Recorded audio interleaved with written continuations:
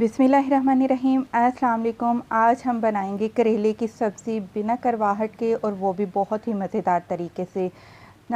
शुरू से ही रवायती तौर पर जिस तरीके से करेले की करवाहट को ख़त्म किया जाता है, और बिल्कुल वही तरीका मैं आज आपके साथ शेयर करूंगी। हम हमेशा से इसी तरीके से ही करेले में से करवाहट निकालते हैं।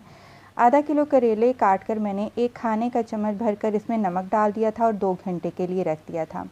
2 घंटे के बाद इस तरीके से अब आपने करेले को मसलना है ताकि तमाम करवाहट जो है वो निकल जाए। अब 2 से 3 पानी मैंने मल के करेलों को अच्छे से धो लिया है।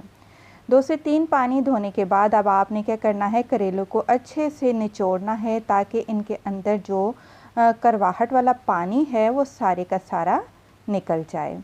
तो इस तरीके से आप भी ये मेथड को फॉलो करें, इंशाल्लाह करेले जो हैं आपके कड़वे नहीं बनेंगे।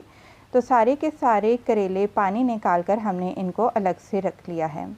अब पानी निकालने के ये भी ज़रूरी था क्योंकि हमने इनको फ्राई करना है। तो यहाँ पर आधा कप तेल लिया है और इसमें मैं करेलों को फ्राई करूँगी। अगर पानी हम ना निचोड़ते तो पहले ही करेले काफ़ी टाइम लेते हैं ब्राउन होने में, तो अगर पानी इनमें रहता तो मज़ीद ज़्यादा टाइम ले लेते इनको ब्राउन होने में। तो अब आप यहाँ पर देख सकते हैं कि करेले बहुत अच्छे से ब्राउन हो चुके हैं, फ्राई हो चुके हैं, और इस तरीके से इनकी करवाहट भी काफ़ी हद तक ख़त्म हो चुकी है।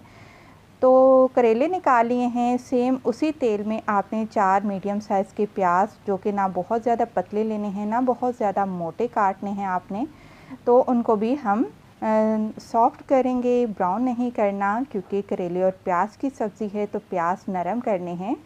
अब आप देखें यहाँ पर जो प्याज का कलर है वो लाइट पिंक कलर का हो चुका है और ये काफ़ी नरम हो चुके हैं। प्याज को नरम करना लाजमी है, अगर प्याज नरम नहीं किए तो ये सब्ज़ी में कच्चे रह जाएंगे। 3 बड़े साइज़ के आपने टमाटर लेने हैं, 4-5 हरी मिर्चें बारीक तीखी वाली आपने लेनी हैं, उनको भी काट कर टमाटरों के साथ प्याज में शामिल कर देना है। 1 चाय का चम्मच आपने नमक शामिल करना है और इसके बाद 1 चाय का चम्मच लाल मिर्च का पाउडर इसमें डाल देंगे।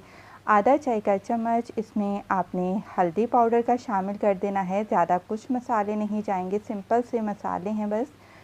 आधा चाय का चम्मच कलौंजी के दाने डालेंगे और 1 चाय का चम्मच आपने साबुत धनिया लेना है। देसी साबुत धनिया हो जिसकी कि खुशबू भी बेहतरीन आए, इमाम दस्ते में आपने इसको कूट लेना है और ये कुटा हुआ धनिया भी आपने सब्ज़ी में शामिल कर देना है। तमाम चीज़ों को अब आपने अच्छे से मिक्स करना है। याद रहे इस सब्ज़ी में पानी का इस्तेमाल बिल्कुल भी नहीं किया जाता।